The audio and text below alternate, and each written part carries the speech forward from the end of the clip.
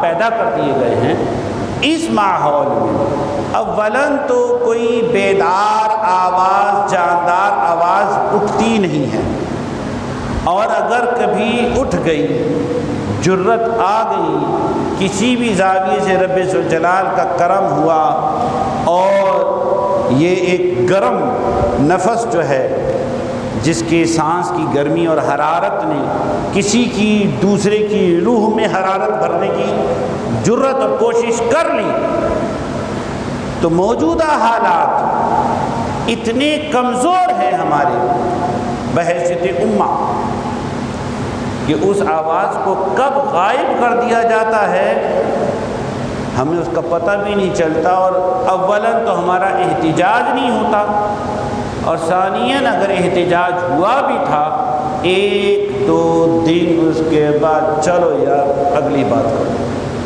یہ تو ہوتا رہتا ہے۔ ہمارا افسوس یہ ہے، ہمیں اپنے کارواں کے لٹ جانے کا افسوس نہیں ہوتا۔ کارواں لٹ گیا یہ ایک الگ چیز تھی، لٹ جانے کے بعد اس کا ایک افسوس ہونا یہ دوسری چیز ہے۔ اس کے سدباب، اس کے اسباب اور پھر اس کا سدباب، یہ تو دودھ کی باتیں ہیں۔ لٹا کیوں اور اب اس کو روکا کیسے جائے کہ آئندہ نہ لٹے، یہ ایک بالکل الگ گفتگو ہے۔ ہم لٹ گئے، ہمیں اس کا احساس ہی نہیں، ہماری آزادی چلی گئی، ہمیں احساس ہی نہیں۔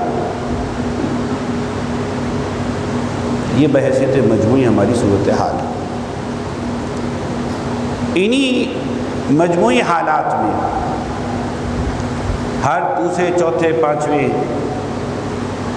مہینے میں فلسطین سے خبر آ جاتی ہے۔ تسلسل تو موجود ہے، اس میں ایک بریک نہیں آتی ہے، ہلکا ہو جاتا ہے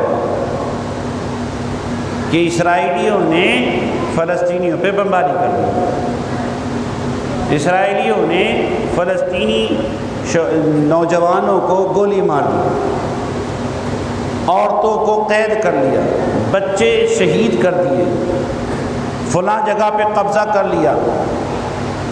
یہ ہر دوسرے چوتھے ہفتے ہلکی سی خبر ہوتی ہے، اور اگر بم راکٹ گر گیا تو ایک بڑی خبر آ جاتی ہے۔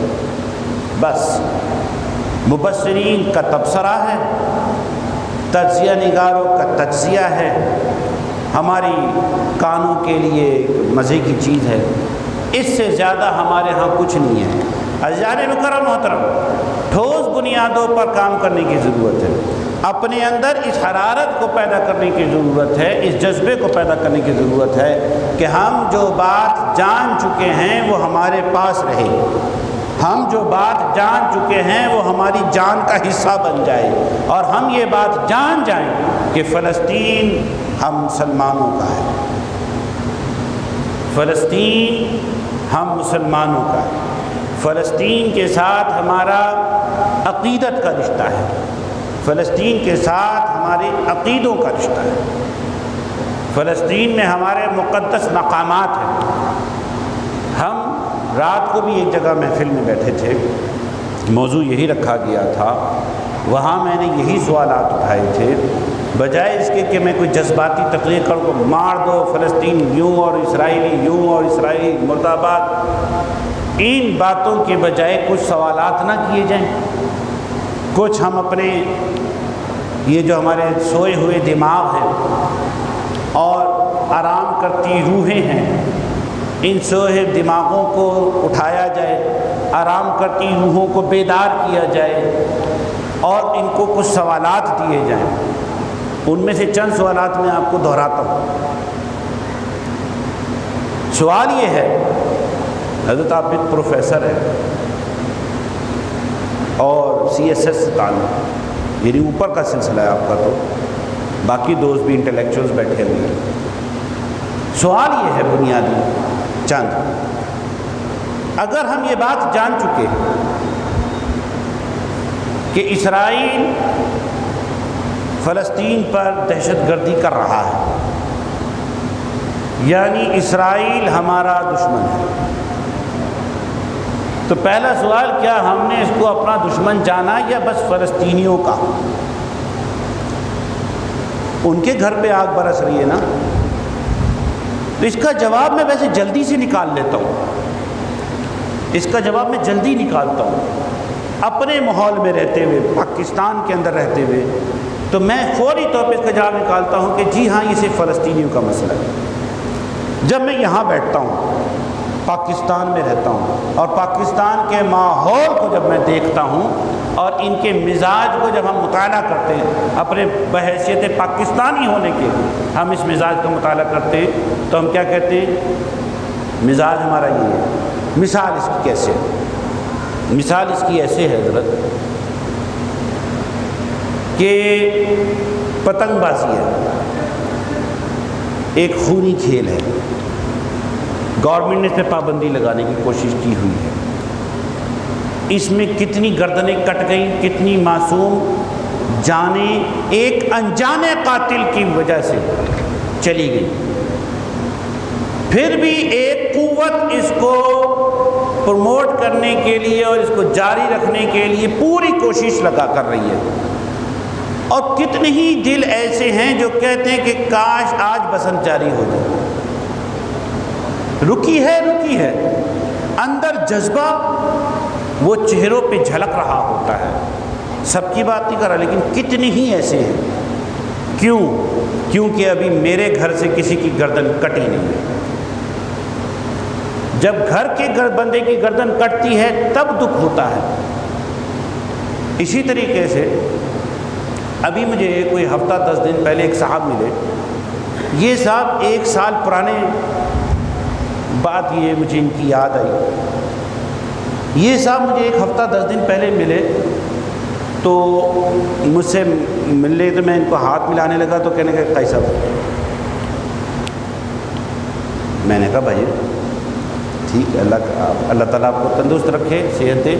کیونکہ آج کل ماحول ہے نا وہ کرونا والا، تو جو ہاتھ بڑھا دے تو ہم اس سے مصافحہ کر لیتے، جو باندھ لے پیچھے اوکے، کوئی دل میں مسئلہ نہیں.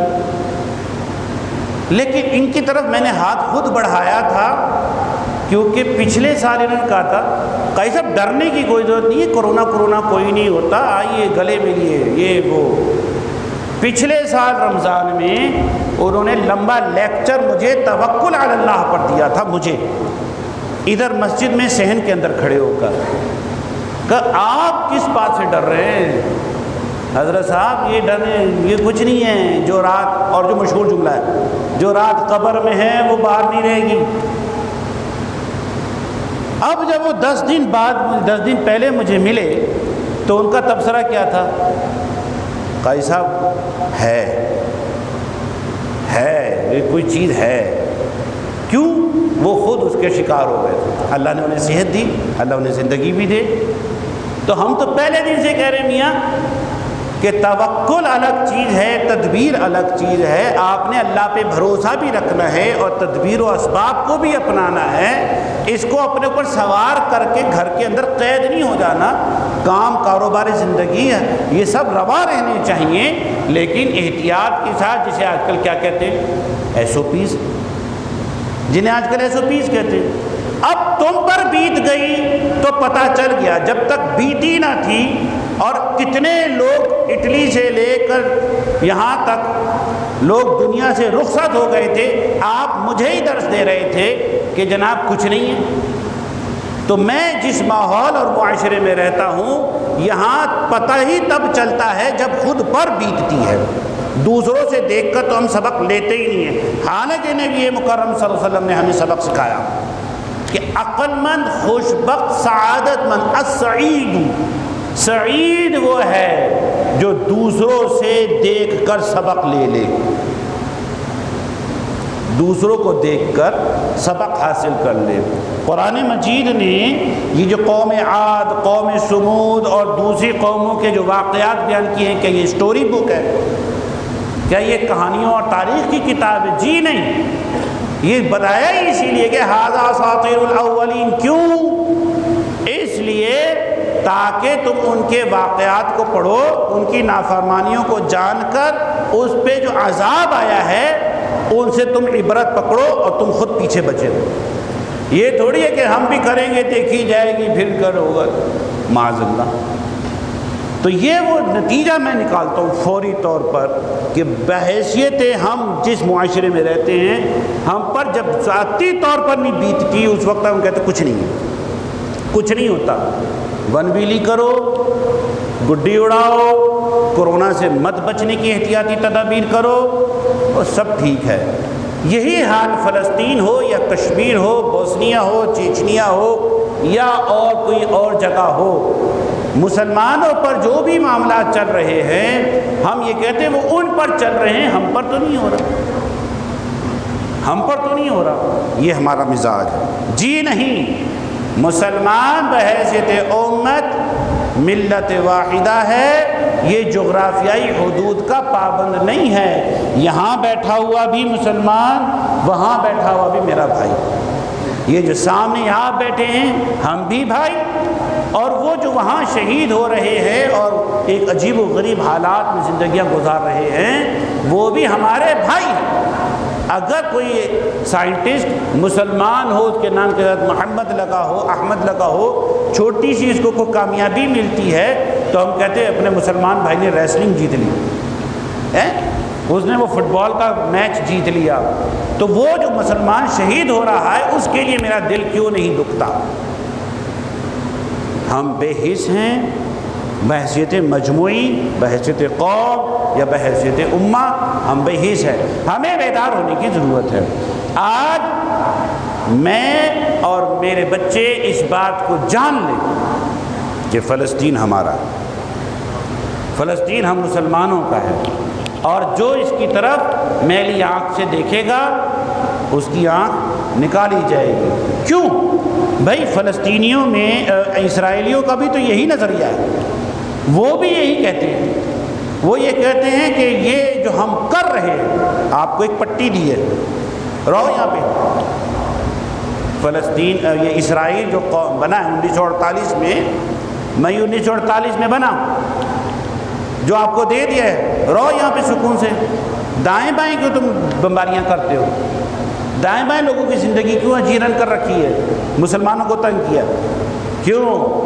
اس لیے کہ وہ کہتے ہیں ہم نے صرف یہ نہیں لینا،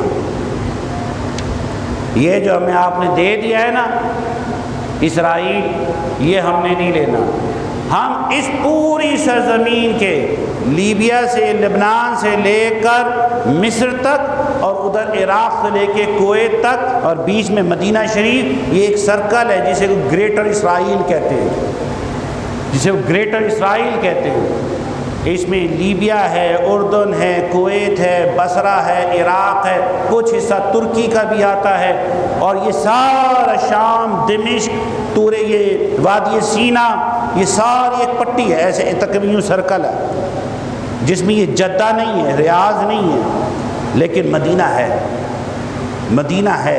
وہ کہتے ہیں یہ ہمارے اجداد کی زمین تھی، یہاں سے ہم گئے تھے، ہم نے یہیں آ کر بسنا ہے، اور یہ ہمارا شرعی اللہ تعالیٰ نے ہمیں حق دے دیا ہے، اور اس کے لیے اگر ہم کسی کا خون بہاتے ہیں تو ہم گنہگار نہیں، مجرم نہیں، اللہ کے ہم قصوروار نہیں ہیں۔ تو ہمارے مسلمان بھائی تو وہاں کٹ رہے ہیں، تو ان کی حفاظت کرنا کیسے گناہ ہو سکتا ہے؟ ان کے لیے آواز اٹھانا کیسے گناہ ہو سکتا ہے؟ جبکہ وہ وہاں بس رہے ہیں، تم تو چلے گئے، یہ یہاں صدیوں سے آباد ہے، تم چلے گئے، تمہیں تو اپنے گھروں کے نشان تک شاید معلوم نہ ہو، یہ وہاں بستے ہیں۔ اس لیے سوالات میں سے ایک دو سوالات میں رکھ رہا ہوں جو میں نے کل بھی رکھے تھے، آج پھر رکھ رہا ہوں۔ عزیزو، بیدار ہونا اور اپنے دشمن کو سمجھنے کی کوشش کرنی، اور اس کوشش میں چند دستک دینے والے سوالات، مثلا اس اجتماع میں یہ جو آپ دوست تشریف فرما ہیں، نیچے میں یا اوپر میں، اندر یا باہر، جتنے بھی دوست افراد تشریف فرما، آپ سب میں میں بحیثیت استاد فیس ریڈنگ جانتا ہوں، میں پرسنٹیج میں تو کمی کر جاؤں گا، لیکن پھر بھی بحیثیت مدرس ہونے کے مجھے چہرے پڑھنے آتے ہیں۔ کتنے فیصد لوگ اس بات کو جانتے ہیں کہ اسرائیل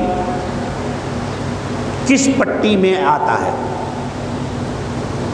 اسرائیل کون ہے؟ اسرائیل کے بڑے بڑے شہر کون کون سے ہیں؟ اسرائیل کی زبان کیا ہے؟ اسرائیل کی کرنسی کیا ہے؟ اسرائیلی مذہب کیا ہے؟ اسرائیلی تہوار کیا ہیں؟ اعلیٰ حضرت وہ جو بیت المقدس کو لینا چاہتے ہیں، کیا وہ بیت المقدس لینا چاہتے ہیں جسے وہ یروشلم کہتے ہیں؟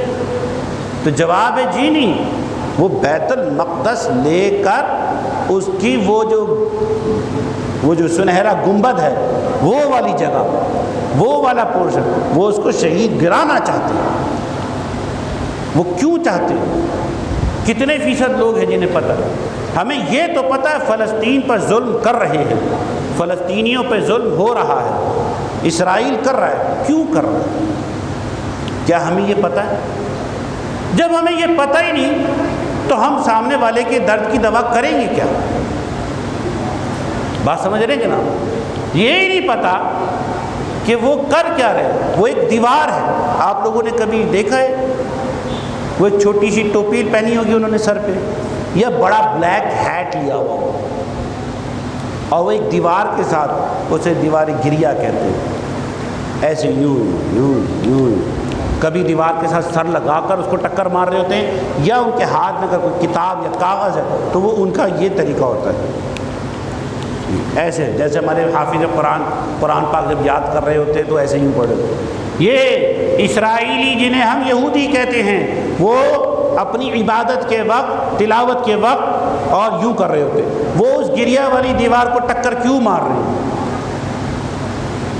اس سنہرے گنبد کو کیوں گرانا چاہتے ہیں؟ جب ہمیں یہ باتیں نہیں پتہ ہوں گی تو ہم اپنے مسلمان بھائیوں کا دفاع کیسے کر سکتے ہیں؟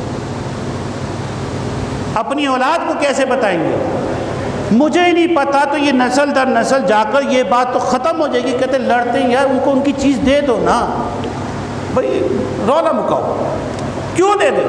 میری چیز ہے، میرے آباء و اجداد سے میرے پاس ہے اور پاس ہے، میں کیوں دوں؟